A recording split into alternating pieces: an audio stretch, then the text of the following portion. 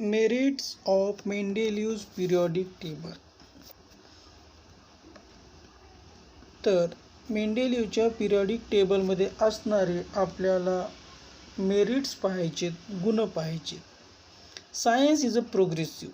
There is a freedom in the science to revise the old inference by using more advanced means and method of doing experiment.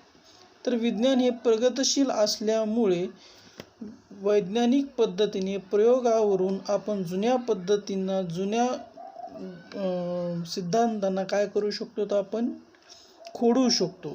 These characteristics of science are clearly seen in Mendeleev's periodic table. आणि हेच गुणधर्म आपल्याला मेंडेलिव्हच्या periodic टेबलमध्ये काय होतात, पाहायला मिळतात.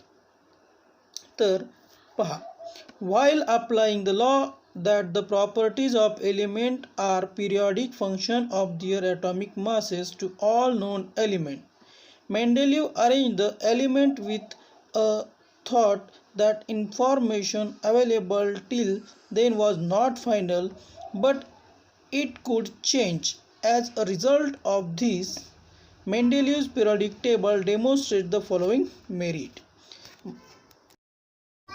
म्हणजे मेंडेलिव्हनं जे काही पिरियडिक टेबल जो मांडलाय, हा पिरियडिक टेबल मांडताना त्यानं काय केलं, त्यावेळेस अस्तित्वात असणाऱ्या मूलद्रव्यांचे ॲटॉमिक मासेसच्या असेंडिंग ऑर्डरनं काय केली, मांडणी केली. आणि मांडणी करताना त्यांनी असंही लक्षात ठेवलं किंवा विचार केला की ही जी काही मांडणी आहे, ही जी सारणी आहे, ही काय आहे, ही अंतिम नसून यामध्ये काय होऊ शकतात, पुढे चलून बदल होऊ शकतात. म्हणजे विज्ञानाच्या जे काही प्रगतशील गुणधर्म आहे, तो गुणधर्म आपल्याला मेंडेलिव्हच्या आवर्त सारणीमध्ये पाहायला मिळतो. तर आता पाहूया merits of the Mendeleev's periodic table. मेंडेलिव्हच्या पिरियडिक टेबलमध्ये असणारे गुण, ज्याला वैशिष्ट्य आपण म्हणतो, त्यांचा आता आपण अभ्यास करूया. तर चला पहा. तर first point, atomic masses of some element were revised so as to give them proper place in the periodic table accordance with their properties. For example, the previously determined atomic mass of beryllium is 14.09 was changed to the correct value 9.4 and beryllium was placed before boron. तर मेंडेलिव्हनं periodic टेबलमध्ये ज्यावेळेस मांडणी करण्याचा प्रयत्न केला, त्यावेळेस असणारे जे काही एलिमेंट्स होते त्यांचे ॲटॉमिक मासेसचं त्यानं काय केलं, रिवाईज केले. त्यांचं पुन्हा त्यांनी काय केलं, ॲटॉमिक मासेस पुन्हा नव्यानं मांडले. आणि नव्यानं मांडल्यानंतर त्याला असं लक्षात आलं की या ठिकाणी एक उदाहरण दिले, ते पाहूया.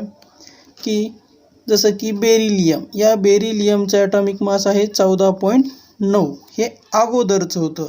मात्र ज्यावेळेस त्यांनी रिवाईज केले, त्यांचा पुन्हा अभ्यास केला आणि पुन्हा मांडले, त्यावेळेस त्याच्या असं लक्षात आलं की ते 14.9 नसून किती आहे, 9.4 आहे. आणि त्यानं त्याच्या पिरियडिक टेबलमध्ये काय केलं, बेरिलियमला काय केलं, बोरॉनच्या आधी जागा दिली. कुणाच्या आधी जागा दिली, बोरॉनच्या आधी.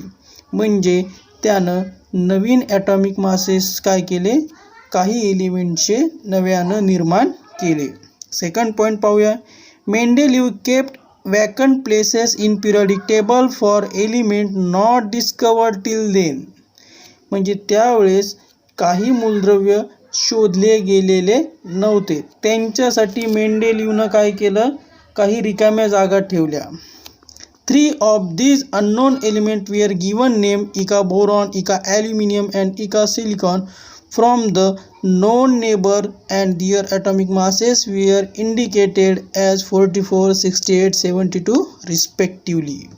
मग त्यानं त्यासाठी काही 3 जागा सोडल्या होत्या रिकाम्या. त्या 3 जागामध्ये त्यानं त्यांना नावं दिले, इका बोरॉन, इका ॲल्युमिनियम, इका silicon.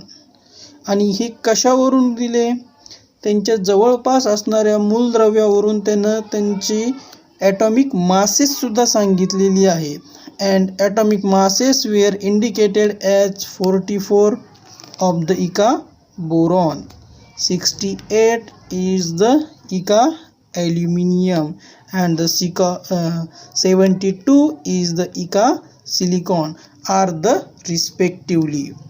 Not only these put their property were also predicted. आणि इतकंच नाही, त्यांचं नाव तर दिलं, ॲटॉमिक माससुद्धा शोधले आणि त्यांचे प्रॉपर्टीजसुद्धा काय केल्या त्यानं सांगितल्या. अशा प्रकारे त्यानं त्यांची त्या एलिमेंटची भविष्यवाणी त्यावेळेस त्याच्या पिरियडिक टेबलमध्ये त्याने केली होती. आणि ज्यावेळेस हे इका बोरॉन, इका ॲल्युमिनियम आणि इका सिलिकॉन ॲक्च्युली शोधले गेले, त्यांना नंतर नाव पण देण्यात आलेले आहेत. Later on these elements were discovered and named scandium Sc, gallium Ga, and the germanium Ge respectively. The property of these elements match well with those predicted by Mendeleev. मग मेंडेलिव्हने जे काय प्रिडिक्ट केलं होतं त्यांच्याशी यांच्या प्रॉपर्टीज काय झाल्या, match झाल्या.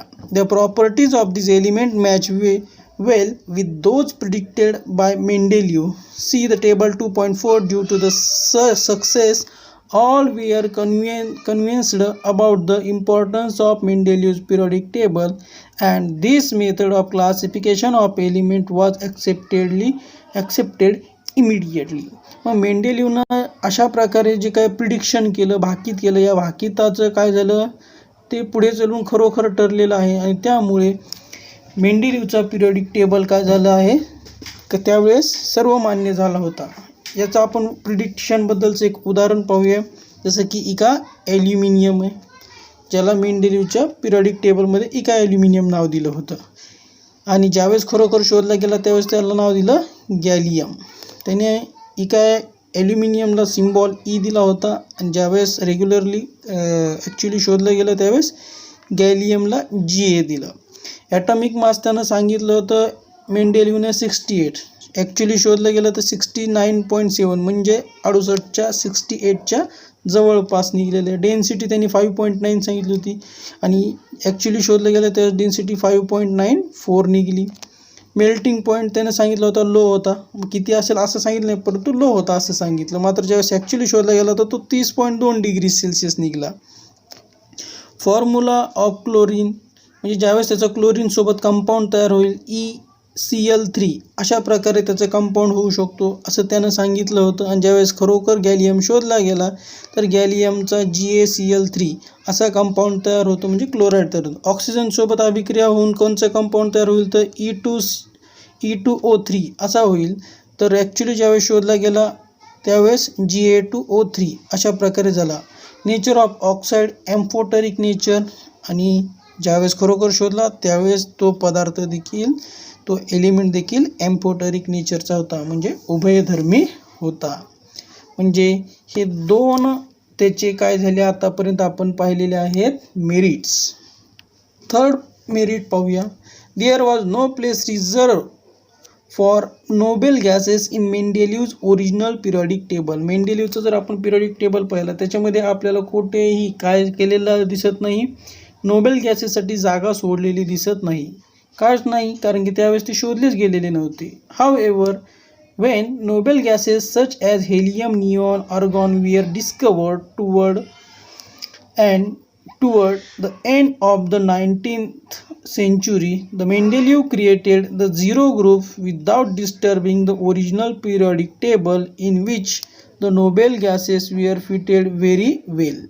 मग मेंडेलिव्हच्या पिरियडिक टेबलमध्ये हे जे काही इनर्ट गॅसेस होते मग त्यांना मांडण्यासाठी काय केलं, एकच्या आधी जो काही ग्रुप 1 होता तर ग्रुप 1च्या आधी काय केलं, झिरो ग्रुप तयार केला. आणि तो झिरो ग्रुपमध्ये काय केले हे सर्व मग तो झिरो ग्रुप तयार केल्यामुळे सर्व ज्यावेळेस इनर्ट गॅसेस, नोबेल गॅसेस शोधले गेले ते काय करण्यात आले, त्या झिरो ग्रुपमध्ये टाकण्यात आली. आणि त्यामुळे मेंडेलिव्हचा पिरियडिक टेबल काय झालं नाही, डिस्टर्ब झालेला नाही. तर आता आपण मेंडेलिव्हच्या पिरियडिक टेबलमध्ये असणारे मेरिट्स पाहिले. तर आता पाहूया मेंडेलिव्हच्या पिरियडिक टेबलमध्ये असणारे डिमेरिट्स. जसे गुण आहेत तसे काही दोषसुद्धा आपल्याला मेंडेलिव्हच्या पिरियडिक टेबलमध्ये पाहायला मिळतात. तर पहा, The whole number of atomic mass of element cobalt nickel is the same. Therefore, there was ambiguity regarding their sequence in Mendeleev's periodic table. म्हणजे जे काही कोबाल्ट आणि निकेल आहे यांचं जर होल नंबरमध्ये जे काही ॲटॉमिक मास आहे तर ते दिलेलं आहे 59. कोबाल्ट हे 59 आणि निकेलसुद्धा किती आहे 59 आहे. मग आता दोघांचंही ॲटॉमिक मास जर 59 असेल तर नेमकं कोबाल्ट आधी ठेवायचा का निकेल आधी ठेवायचा, या ठिकाणी काय निर्माण होतो, एक प्रकारचा संभ्रम निर्माण होतो. हा काय आहे आणि असे बऱ्याच ठिकाणी आपल्याला मेंडेलीवच्या पिरियडिक टेबलमध्ये पाहायला मिळतं. म्हणजे हा एक त्यांचा डिमेरिट झाला. सेकंड डिमेरिट पाहूया. Isotope were discovered long time after Mendeleev put for the periodic table as isotopes have the same chemical properties but different atomic masses. A challenge was posed in placing them in Mendeleev's periodic table. Were discovered long time after Mendeleev put forth the periodic table as isotopes have the same chemical properties but different atomic masses. A challenge was posed in placing them in Mendeleev's periodic table. म्हणजे मेंडेलीवचा ज्यावेळेस periodic table मांडला गेला त्या कालावधीमध्ये मूलद्रव्यांच्या आयसोटोप्सबद्दल काय नव्हती, माहिती नव्हती. मग आयसोटोप्सबद्दल माहिती नसल्यामुळे मेंडेलीवच्या पिरियडिक टेबलमध्ये आयसोटोप्सला मांडायला जागा नव्हती. उदाहरणार्थ जसं की क्लोरीनचा ॲटॉमिक नंबर आहे 17. दुसरा एक क्लोरीन आहे त्याचाही ॲटॉमिक नंबर आहे 17. मात्र एका क्लोरीनचा ॲटॉमिक मास नंबर आहे 35 आणि दुसऱ्या क्लोरीनचा ॲटॉमिक मास नंबर आहे 37. तर ॲटॉमिक मासेसच्या इन्क्रीजिंग ऑर्डरनी मांडायचं झालं तर मग कोणत्या क्लोरीनला अगोदर जागा दिली जावी याबाबत संभ्रम निर्माण होतो आणि हा एक मेंडेलीवच्या पिरियडिक टेबलमधला डिमेरिट आहे. Third point, when elements are arranged in increasing order of atomic masses, the rise in atomic mass does not appear to be uniform. It was not possible, therefore, to predict how many elements could be discovered between two heavy elements. म्हणजे या ठिकाणी आपल्याला असं दिसून येतं की atomic मासेसच्या increasing ऑर्डरनुसार element काय केलेले आहेत, मांडलेले आहेत. परंतु जे काही शेवटीला असणारे जे काही हेवी एलिमेंट आहे जसं की थोरियम आहे आणि युरेनियम आहे. थोरियमचा ॲटॉमिक मास नंबर 231 आहे आणि युरेनियमचा ॲटॉमिक मास नंबर 240 आहे. तर 231 ते 240 या दरम्यान किती एलिमेंट असू शकतील किंवा त्यामध्ये बसू शकतील याबद्दल काय आहे, संभ्रम होता. आणि ही सुद्धा काय आहे, मेंडेलीवच्या पिरियडिक टेबलचा एक डिमेरिट आहे. 4th पॉइंट पाहूया. Position of hydrogen. Hydrogen shows similarity with halogen group 7.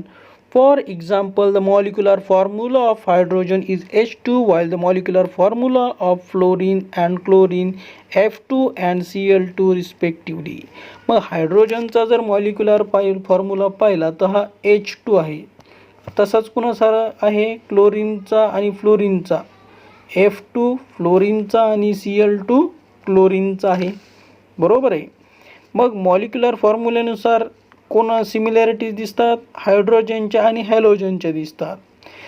In the same way the chemical properties of hydrogen and alkali metal group first, there is a similarity in the molecular formula of compound of hydrogen alkali metal sodium potassium etcetera formed while chlorine and oxygen. मग या ठिकाणी हायड्रोजनचे जे काही molecular फॉर्म्युले आहेत ते group फर्स्टमध्ये असणारे जे काय अल्कली मेटल आहे जसं की सोडियम आणि पोटॅशियम यांच्यासारखे त्यांचे केमिकल प्रॉपर्टीज आपल्याला हायड्रोजनच्या पाहायला मिळतात. On the considering the above property it can not whether the correct position of hydrogen in the group of alkali metal or alkali metal group first or in the group of halogen group 7. म्हणजे या ठिकाणी confusion आहे की हायड्रोजनला नेमकं group 7 मध्ये ठेवायचं का group फर्स्टमध्ये ठेवायचं, आणि हे सुद्धा काय आहे मेंडेलिव्हच्या पिरियडिक टेबलमध्ये असणारं एक डीमेरिट आहे. अशा प्रकारे आपण मेंडेलिव्हच्या पिरियडिक टेबलमधले मेरिट्स आणि डीमेरिट्स पाहिलेले आहेत. जर तुम्हाला हा व्हिडिओ आवडला असेल तर लाईक करा, शेअर करा तुमच्या मित्रांमध्ये, आणि मग काही जर तुम्हाला चुका वाटत असतील, काही प्रश्न असतील तर तुम्ही काय मला कमेंट सेक्शनमध्ये सांगा. व्हिडिओ पाहिल्याबद्दल धन्यवाद मित्रांनो. असाच अभ्यास करत राहा. Thank you so much for watching video. आणि हां, जाता जाता सांगतोय, आपल्या यूट्यूब चॅनलला मात्र सबस्क्राईब करा. बाय.